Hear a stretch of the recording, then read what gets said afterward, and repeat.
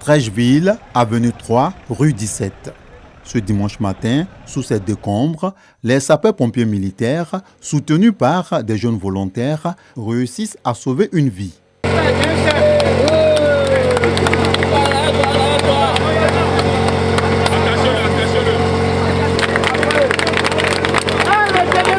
Non loin de là, des populations sont encore sous le choc. On a appelé mon mari qu'il faut venir à Trècheville. Il y a quoi? Il dit, papa, faut venir. Tous ces gâteaux. Il s'agit ici d'un immeuble de R+7 en construction qui s'est effondré. En minuit et 1h du matin, on a entendu un très grand bruit. Dans le sauve-qui-peut, on avait un grand nuage de poussière qui nous empêchait d'avancer. Depuis que cet immeuble est arrivé au 4e niveau, on avait vu AD détruit et les travaux s'étaient arrêtés 2 jours et ça a repris de plus belle. Aujourd'hui, je crois que le constat est là.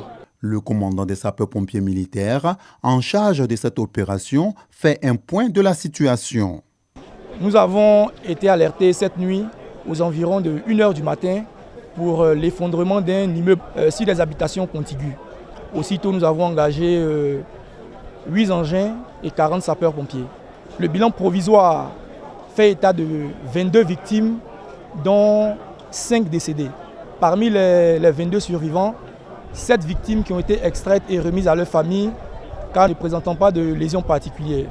Les 15 autres évacués au CHU de Trècheville par nos différents engins. Les opérations se poursuivent. Malheureusement, le nombre de morts va connaître une évolution lors des évacuations. Informé de ce drame, le maire de la commune de Trècheville et la ministre de la Solidarité et de la lutte contre la pauvreté se sont rendus aussitôt au chevet des familles sinistrées. Des contrôles ont été faits et malheureusement, nous assistons encore à ce genre de drame. Je peux vous dire qu'au niveau du conseil municipal, nous prendrons les mesures qu'il faut. Aujourd'hui, il faut faire face à une situation. Vous voyez ce bâtiment qui est là, la chute de l'effondrement de cet immeuble en construction l'a ébranlé dans ses fondations.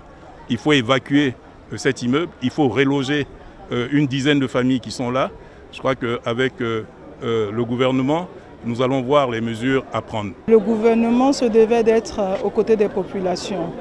Et nous voulons dire merci à la jeunesse de Trècheville, dire merci aux sapeurs-pompiers.